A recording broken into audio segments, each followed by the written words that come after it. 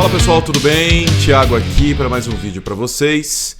Antes de mais nada, convidar você a se inscrever nesse canal, deixar o like, aquela coisa toda que o algoritmo adora, né? E hoje, nesse vídeo em específico, eu vou pedir de você uma palavrinha: paciência. Esse é um vídeo para você refletir sobre quem é você, para quê e principalmente por que você está por aqui. Nós vivemos um momento fatídico na história onde as pessoas entendem que tanto faz como tanto fez, ou seja, você pode fazer o que você quiser. Aí você pode dizer, poxa, mas Raul Seixas cantou isso 50 anos atrás, faz o que queres, há de ser tudo da lei. E ao longo da história, ao longo da, vamos dizer assim, da cultura humana, as pessoas se habituaram com essa ideia de fazer o que está dando na telha. Mas qual é o grande problema disso? O grande problema é que a partir do momento que o homem, como raça, perde o referencial do que é a vida, de quem é ele e para quê e por que ele está aqui, ele acaba se entrando ali, se enfiando, melhor dizendo, em caminhos completamente tortuosos. E a cultura hoje diz para a juventude, ou até mesmo para os adultos, aliás, hoje sinceramente eu não sei mais dizer quando uma pessoa é adulta ou não. Eu vejo tanta gente com 30 a mais, com a cabeça de 11, 10 anos, pessoas que deveriam ter maturidade, ser absolutamente infantis, e você vê pessoas que deveriam estar vivendo a infância, tentando viver uma vida adulta completamente dissoluta, cheia de sexo, relacionamento e coisas afins. Tem inclusive uma cantora que é conhecida aí por aí, uma tal de Thaís Carla, que ela canta assim, canta não, ela repete algumas palavras dentro de uma ordem rítmica que ela diz assim: se não é o seu corpo, você não tem que opinar. Essa moça aqui é a tal da Thaís Carla. Ela é cantora, né? E ela tem vários vídeos aí na internet, bastante famosos e tudo mais. E dentre os grandes sucessos gigantescos dela, tá essa música aí que eu disse, ou essa composição rítmica onde ela diz que se não é o seu corpo, você não tem que falar nada sobre o respeito. Enfim, esse é o recado, né, que é passado para a juventude ou até mesmo para as pessoas que consomem o mainstream hoje. Os excessos, você pode ser o que você quiser. Tanto faz se você nasceu XY ou XX. Você pode definir o que você quiser. Hoje você pode ser até um cachorro se você quiser. Então, as pessoas perderam completamente o propósito. Por isso que eu disse que eu quero que você tenha paciência para que esse vídeo faça sentido para você. Mas vamos lá. Um texto rápido e direto, objetivo. Você provavelmente conhece o livro de Isaías. Vamos ler aqui um trecho. Em Isaías, eu vou ler um versículo apenas para não ficar muito extenso o vídeo, mas eu indico que você leia o livro do profeta Isaías na sua plenitude. Mas aqui nós temos Isaías capítulo 44, e nós vamos ler apenas um verso, que é o verso 2. Diz o seguinte: assim diz o Senhor que te criou e te formou desde o ventre, e que te ajudará. Não temas, ó Jacó, servo meu, e tu, Jesurum, a quem escolhi. Cara, vamos lá. Duas palavras que eu quero que você entenda aqui, que eu quero que você veja o propósito de estar escrito. Primeiro, a palavra criou. O que é criar? O que é um criador? Criador é aquele que cria, obviamente, né? Nossa, que profundo isso. Mas o criador é aquele que realmente dá forma a alguma coisa, dá propósito a alguma coisa, traz à vida alguma coisa que não existia. Ele realmente forma do zero aquilo que não existia. Então Deus diz assim: eu criei você. Você, ser humano. Você, raça humana. Você, vida. O Senhor diz aqui, muito claramente, que Ele, o Senhor, criou e formou desde o ventre. Ou seja, aqui nós falamos dos primórdios da vida humana, que Deus criou o ser humano desde o ventre. Então, quando você está na barriguinha lá da sua mamãe, Deus criou você da forma que você é. Seja você homem ou mulher, Deus criou você daquela forma ali. Ele cuidou de você desde o ventre. Ok? Entendeu isso? Maravilha. Ele te ajudará, coisas óbvias, mas aqui essa palavra é muito abrangente à vida humana. Jacó.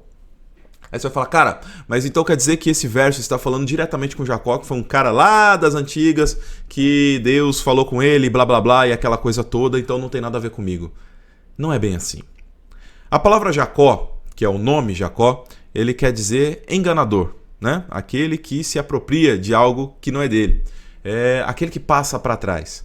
Então Deus chamou Jacó, ou seja, trazendo para transliteração, Deus trouxe alguém que era enganador e fez desse enganador seu servo. Pô, pera lá, cara, agora tá muito confuso. Então quer dizer que Deus gosta de pessoas que são enganadoras? Não. Olha só a transformação. Jacó vira servo de quem? De Deus. E temos uma nova palavra aqui esquisita, que é Jesurum. Aí você vai falar, pô, mas Jesurum é uma cidade lá da Turquia e tudo mais, também é um contexto geográfico, é um contexto de cultura. Não, veja só, no dicionário bíblico, continue comigo, lembre-se da paciência. Jesurum, segundo o dicionário bíblico, a palavra significa, no hebraico, amado, reto, ou seja, uma pessoa justa. Tá me acompanhando? Tá entendendo? Então vamos lá? Vamos voltar aqui em Isaías. Então quer dizer que o Senhor criou do nada, sendo ele criador, cuida desde o ventre, o camarada sai um enganador, um malandro, Deus o faz seu servo e o chama de justo, e o chama de amado, e o chama de reto.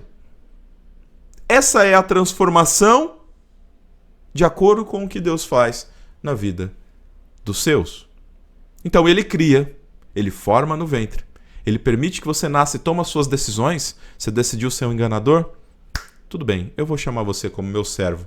E ao invés de chamar você de enganador, de pilantra, de safado, de vagabundo, de coisas que você talvez em algum momento fosse, hoje eu chamo você de amado, de reto. Porque eu dou o nome à minha criação. Todo mundo entendeu? Ótimo. Vamos a algum outro contexto aqui também. Vamos lá? Volta aqui para mim. Paciência, lembra da paciência? Eu me chamo Tiago, que a transliteração da palavra de Tiago vem de Jacob ou Jacó. Eu tenho propriedade de dizer que o meu nome, buscando aí as raízes etimológicas, é Jacó. Tiago quer dizer Jacó, só que em português. Eu posso dizer a você que a criação de Deus, ele tem um propósito, né? O Senhor Deus cria como criador, coloca dentro do ventre de alguém, de uma mãe, de uma pessoa a qual ele proporcionou essa bênção da vida. E ao nascer ele já toma suas decisões. E em algum momento ela se encontra com o Senhor Deus Criador. E ele muda a sua etimologia de enganador para justo. E assim ele cumpre o propósito na vida das pessoas. Todo ser humano sem propósito, invólucro vazio, ele está fadado a fazer as maiores porcarias e atrocidades que qualquer ser pode fazer. O que diferencia nós dos animais é a consciência, não é isso? A própria filosofia diz isso, a história diz isso. Então nós temos as mesmas necessidades de comer, dormir, procriar, viver em grupo. Tudo isso os animais também têm, boa parte dos animais também tem. Mas o que diferencia é que nós somos conscientes de que há um propósito, certo? A partir do momento que você tira esse propósito, você animaliza, você bestializa a humanidade, certo? Vamos voltar à Bíblia de novo, rapidão. Olha só o que diz aqui em 1 Coríntios. Vamos dividir a tela para você. 1 Coríntios capítulo 1, verso 6. Rápido, e você já conhece esse texto. Ou não sabeis que o vosso corpo é o templo do Espírito Santo, que habita em vós, proveniente de Deus, e que não sois de vós mesmos, porque fostes comprados por bom preço. Glorificai, pois, a Deus no vosso corpo e no vosso espírito, os quais pertencem a Deus. Ou seja, o propósito da criação humana, que nós vimos lá no começo, em Isaías, desde o ventre, o propósito é para a glória de Deus. O seu corpício não é seu, cara pálida, é emprestadinho. O Senhor Deus te deu e te formou. É dele. E você passa a ser a morada do Espírito. Quando eu falei aqui sobre os excessos, quando eu falei aqui sobre a filosofia humana, né, de que não é o seu corpo e você não tem que opinar, que a pessoa pode viver os excessos que quiser, pode mutilar o seu corpo, pode mudar, pode não ter uma vida de saúde, pode ter uma vida de excessos não só de uso de entorpecentes, de álcool, mas de glutonaria, de prostituição, de ter 500 pares sexuais. O homem passa a querer ser mulher, a mulher passa a querer ser homem. Às vezes o homem passa a querer ser cachorro. Existem algumas pessoas que acreditam que nasceram em corpos humanos, mas são animais. Sim, existem pessoas que mudaram o propósito. Vamos ver um vídeo aqui do Augustus Nicodemos, muito interessante. Aliás, o reverendo Nicodemos, ele tem meditações muito conscientes, né? Muito interessantes. Eu quero dividir com você. Se liga só o que diz o reverendo Augustus Nicodemos. Claro que eu não vou colocar o vídeo inteiro, é só o trecho que realmente vai nos proporcionar. Vamos lá. Essa é a grande pergunta. O homem sempre quer saber por quê. Ele não quer saber tanto como, quando, mas o porquê ele quer saber. Nós somos pessoas que fazem essa pergunta. O ateísmo não tem resposta. Ele diz, não existe razão, não existe propósito. A vida é impessoal, é cega. E, portanto, também não tem ética, não tem moral e não tem referencial, que é a conclusão do ateísmo, do materialismo e do evolucionismo. Mas o cristianismo tem a resposta do porquê. Ele diz que existe um Deus bondoso, todo-poderoso, que criou o mundo com o propósito, com uma definição e um alvo. Criou o ser humano da mesma razão, para o mesmo motivo. O pecado entra no mundo, desfigura a criação, desfigura o homem feito à sua imagem e semelhança. Deus envia o seu Filho para redimir a criação, redimir a raça humana e prepara para ele a glória na restauração final de todas as coisas. Isso nos dá a resposta do porquê do mal no mundo, porquê que o justo sofre, porquê que o crente sofre, porquê que desastres como esse acontecem em Brumadinho, porquê que problemas como esse acontecem na Venezuela, porquê que as nações se levantam. Há um Deus que está seguindo um propósito e um plano. Nós nem sempre lhe conhecemos os desígnios, porque frequentemente são secretos, mas a sua revelação escrita mapeia as razões pelas quais ele permite que estas coisas aconteçam. Então o cristão, ele tem consolo, ele tem resposta aqui nesse mundo. Ele sabe como as coisas começaram, o porquê delas acontecerem e para onde o mundo se encaminha. Isso dá sentido para nós, isso traz consolo, traz esperança no meio do sofrimento, no meio da angústia, da dor e de todas as coisas que nos acometem. Resume com muita tranquilidade aquilo que realmente é.